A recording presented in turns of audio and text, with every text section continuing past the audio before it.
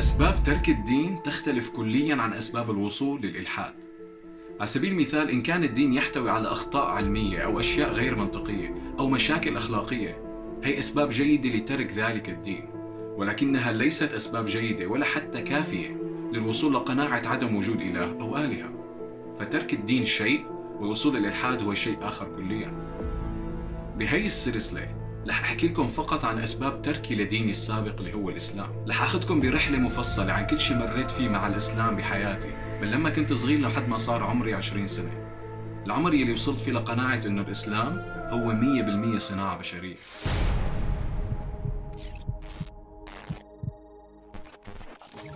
من هو الله؟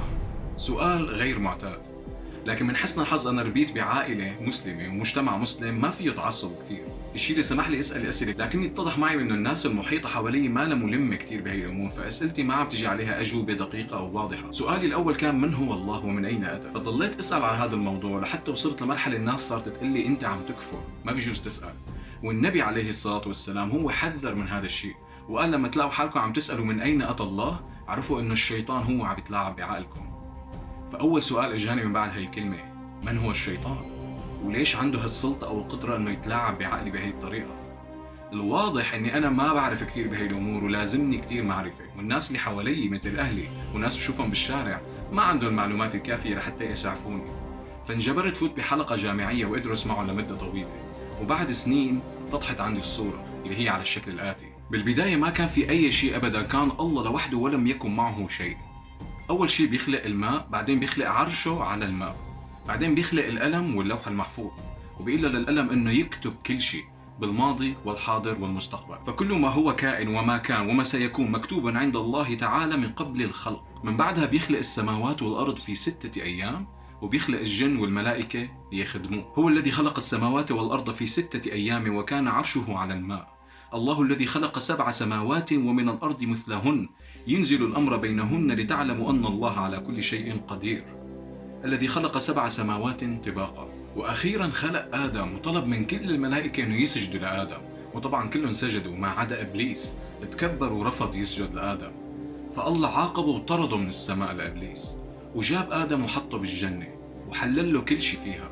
لكن آدم مل مع الوقت وشعر بالوحدة، فخلق له زوجة من ضلعه وسماها حواء، وأعطاهم كل الجنة، قال لهم كل شيء فيها محلل إلا هي الشجرة الوحيدة ممنوع تاكلوا منها، هذا الشيء محرم.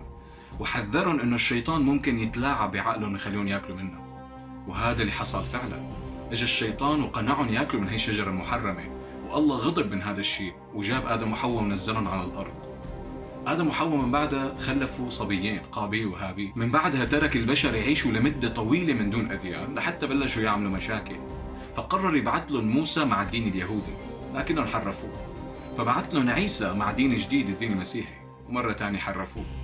فبالنهاية قرر خلص لازم نبعث دين لا يمكن تحريفه أبدا، دين إذا منحمله للجبال ما بتقدر تحمله، واختار محمد كرسول هذا الدين وبعث لهم الإسلام. وهي الرواية الإسلامية لكيف بدأ الكون، من هو الله ومن أين أتى الله ومن أين أتت البشر لوقتنا الحالي. فاتبعت هي القصة بشكل أعمى ومن دون أي تفكير أبدا، لحتى بيوم من الأيام بحصة الديانة سألت الآنسة: هل الغير مسلمين ممكن يروحوا على الجنة؟ قالت لي لا، المسلمين هن فقط اللي بيروحوا على الجنة.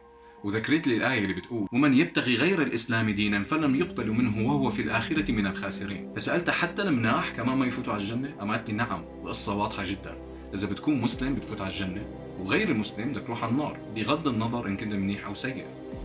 فأنا هون فورا شعرت إنه في شيء غلط بالموضوع. ليش لحتى الله يعذب ويحرق أغلب البشرية بالنار ويحط القسم الصغير منهم بس بالجنة، وحتى المناح يحرقهم من النار؟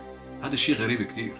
فكنت متأكد إنه الآنسة كلامها غلط وفي شيء هي ما لها فهمانته. فقلت بيني وبين نفسي إذا بلاقي حل لهي المشكلة الصغيرة اللي بلشتها الآنسة اللي على ما يبدو هي مخربطة فيها، رح يروح الشك من قلبي، لأنه بهديك المرحلة كانت أول مرة بشك بحياتي بالدين اللي أنا ربيت عليه، وكان إحساس صعب جدا كتير بالنسبة لي وما عم بقدر ما أفكر فيه، كان دائما ببالي. لكن محاولتي لحل هي المشكلة الصغيرة اللي بلشتها الآنسة انتهت بإني لقيت مشاكل أكبر بكتير، معقدة أكثر بكتير من هي المشكلة الصغيرة.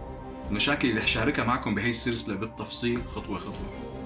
لكن بعد سنين طويلة من التفكير والأسئلة والقراءة والاطلاع، لقيت حالي مجبور اترك هي الرواية كلها من أساسها واتخلى عنها، الرواية اللي كانت بيوم من الأيام حقيقة مطلقة بالنسبة لي. بعمر العشرين وصلت لقناعة أنه حسب النصوص الموجودة اليوم محمد ما كان رسول من عند الله، والقرآن هو ليس كتاب مكتوب على يد خالق الكون، والإسلام هو دين صناعة بشرية بحت.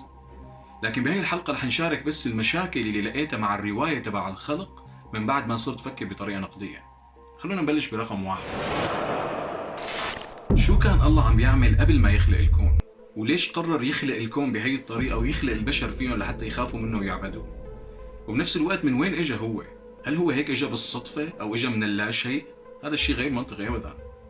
مشكلة رقم 2، من أين أتى الماء والعرش والقلم واللوح المحفوظ؟ فنحن حتى يكون عنا مي لازم يكون في عنا كون وزمان ومكان، فكيف الله قبل الكون وقبل الزمان والمكان أوجد ماء؟ والعرش والقلم والألواح هي أشياء البشر اخترعوها بشكل عشوائي حسب الحاجة تبعهم 14 مليار سنة بعد بداية الكون. وليش لحتى يخلق عرش أصلا لا يقعد عليه؟ هل هو بيتعب الله يعني؟ بيقول لك لا، الله لا يتعب، لكنه خلق العرش لإثبات القوة، لإثبات القدرة تبعه.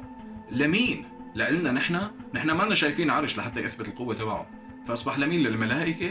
الملائكة ما عندهم حرية إرادة وهن بخافوا منه وبيعرفوا القدرة تبعه من دون ما يخلق عرش لحتى يثبتها.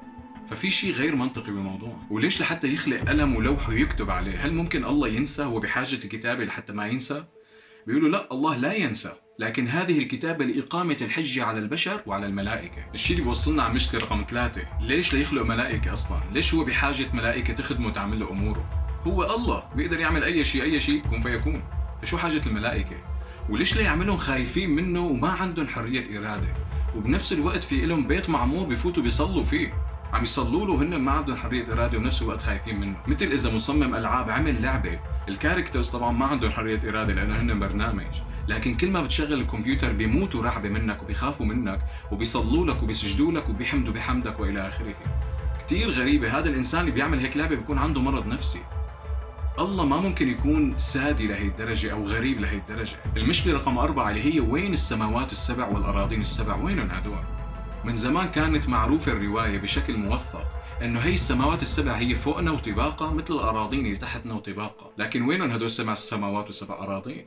وليش لما تطور العلم واكتشفنا إنه نحن قسم من مجموعة شمسية وهي المجموعة الشمسية هي قسم من مجرة أكبر منها، ليش ما لقينا سماوات سبع ولا لقينا أي شيء مطبق فوق بعضه؟ هون صار يقولوا لا يا عمي، السماوات السبع هي ليست كما تتخيل، هي غيب فقط، هي أشياء غيبية. صار يطعنوا بالشيء اللي هو ثابت كان بيوم من الأيام. المشكلة رقم 5 اللي هي ليش ضل 6 أيام عم يخلق الكون؟ ليش ما خلقه بثانية واحدة؟ الجواب هو لحتى يشوفوا البشر قديش شيء مهم هذا الكون، بس المشكلة إنه ما كان في بشر ليشوفوا هذا الشيء.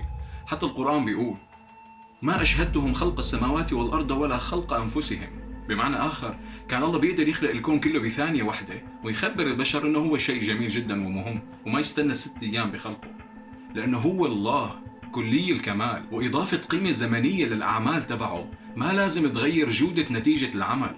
بمعنى آخر لو الله خلق الكون ب6 أيام ولا خلقه بثانية واحدة، على الحالتين هو خلق الله اللي هو كامل الكمال ورح يكون شيء رائع وكامل الكمال أيضا. فإضافة قيمة زمنية لا يجب أن تغير القيمة تبع الجودة.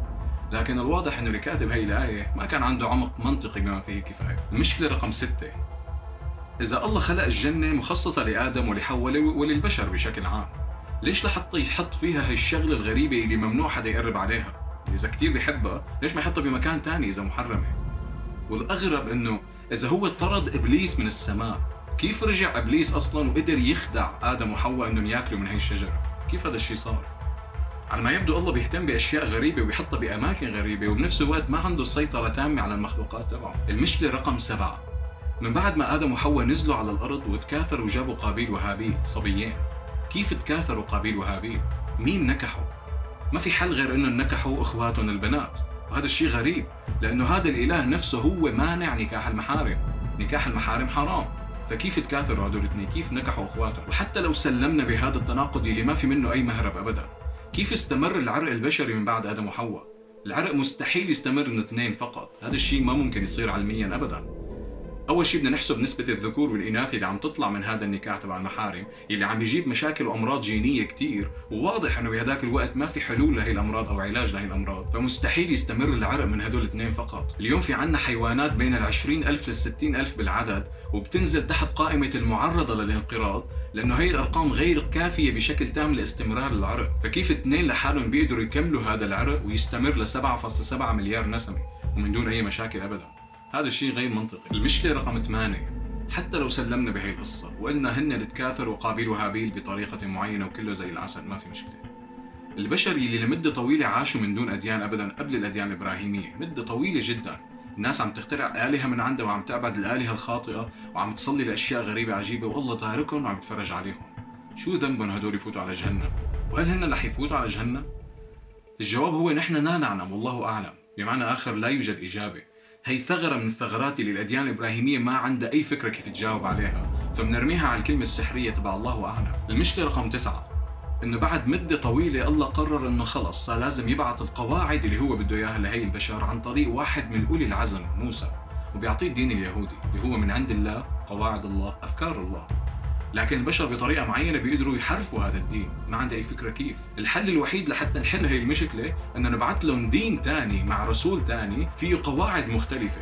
فالناس اللي آمنت بالدين الأول لأسباب جيدة صار هلأ بدها تترك وتآمن بالدين الثاني لأسباب أخرى. هون عم بيعملهم ضياع بالأفكار، لكن من سوء الحظ البشر قدروا يحرفوا الدين الثاني حتى. فالحل الوحيد الحكيم كان أنه نبعث دين ثالث فيه قواعد مختلفة كليا عن الأول والثاني. الدينين الأول والثاني اللي اوريدي نحن عنا ناس مآمنين فيهم وعندهم أسباب كافية يفكروا إنه هذا هو الدين الحق. فهلا صفي عنا 3 أديان مختلفين بين بعضهم وكل واحد مفكر حاله هو الصح والباقي كله غلط. ليش ضياع الأفكار هذا كله بين الصح والغلط؟ وشو ذنب الأطفال اللي حيولدوا بهي الأديان بشكل عشوائي ويربوا بالتلقين على إنه هن الصح والباقي كله غلط، وآخر شي يفوتوا على النار؟ شو ذنب هي الأطفال؟ ما له قرار حكيم أبدا هذا الشيء، ولا ينم عن إله حكيم. المشكلة رقم 10 والأخيرة، أكبر مشكلة والمصيبة الغير واضحة في هذه الرواية، اللي بترجع لنقطة البداية عند الألم واللوح. المشكلة إنه الله مو بس بيعرف الماضي والحاضر والمستقبل لأنه هو كلي المعرفة، لا، هو أيضا كلي القدرة، وهو اللي قدر كل شيء في الماضي والحاضر والمستقبل. ولما قال له للألم يكتب كل شيء من عند البداية ليوم القيامة، الألم كتب حسب رغبة ومعرفة الله. والله بما أنه كلي الحكمة، هي الخطة اللي مكتوبة هي أحسن خطة على الإطلاق، أحسن خطة ممكنة الوجود. فالله بيعرف كل شيء لأنه هو قدر كل شيء. فالله كان بيعرف أنه هو رح يخلق الكون ورح يخلق آدم، وبيعرف أنه حيطلب من الملائكة يسجدوا لآدم، وإبليس هو الوحيد اللي رح يرفض. والله بيعرف أنه رح ينزلهم على الأرض ورح يجيبوا صبيين فقط، وهدول الصبيين مجبورين ينكحوا أخواتهم البنات، الشيء اللي هو محرم عند الإله نفسه. وهو بيعرف أنه البشر لمدة طويلة رح يعيشوا من دون أديان ورح يخترعوا آلهة لحتى يفسروا الأمور من حواليهم. وهو كان بيعرف أنه البشر رح يحرفوا أول دين هو نزله، وتاني دين هو نزله، والدين الثالث ما حيكون كفاية لردع الناس من القتال. بالعكس، هي الأديان رح تدبح بين بعضها على مدار السنين، ومو بس بين بعضها، حتى بين نفسها رح تدبح. وموقف الإله من هي الأمور والدم اللي عم يصير بين هي الأديان شو هو؟ ولو شاء الله ما اقتتلوا ولكن الله يفعل ما يريد. هو بيعرف كل هاي الأشياء لأنه هو قرر هاي الأشياء، هو حط الأمور إنه تمشي بهي الطريقة، وهي الطريقة الوحيدة اللي هو سمح إن الأمور تمشي فيها. الأمور واضحة جدا، ما حدا عنده أي خيار بالموضوع أبدا. الله هو سبب المشكلة من الأساس، هو اللي خلق كل شيء، قدر كل شيء، وقاعد عم يتفرج. إبليس ما دخله إنه هو ما سجد لآدم، الله بيعرف إنه هو ما حيسجد لآدم، وهو بده إياه ما يسجد لآدم، هيك كاتب عليه. وآدم وحواء ما دخلوا إنه أكلوا من الشجرة المحرمة، لأنه الله بيعرف رح ياكلوا، هو بده إياهم ياكلوا. وبنفس الوقت إبليس ما دخله إنه هو خدع آدم وحواء، لأنه الله بيعرفه وهو كاتب له إنه يخدع آدم وحواء. الموضوع كله بإيده، هو بيعرف كل شيء، هو اللي قدر كل شيء، والأمور ماشية مثل ما هو بده فقط. من أول أسباب تركي للدين الإسلامي كان استيعاب إنه هي القصة يلي أنا بيوم من الأيام آمنت فيها بشكل مطلق هي نكتة، هي قصة لا ترتقي لأن تكون قصة أصلاً. وما استغربت إنه أهلي هن مآمنين فيها والناس اللي حواليهم والمجتمع كله، لأنه اتضح إنه هن مثلي تماماً، ولدوا وتلقنوا هاي القصة من دون أي تفكير وما عملوا أي شيء حيال الموضوع، نسخ لصق بس مو أكتر. قصة تبدو كأنها مكتوبة على إيد كاتب كسلان عم يعمل حلقة للأطفال ومهتم بالتفاصيل تبع الحبكة، لأنه بيعرف إنه الأطفال ما حيدقوا على هاي التفاصيل. أو قصة مكتوبة على أيدي ناس جهلة عاشت من 1500 سنة ما عندهم أي استيعاب للواقع أو للعالم اللي حواليهم، وربيانين على خرافات على أيدي ناس أجهل منهم، لكن ناس عندها مخيلة واسعة.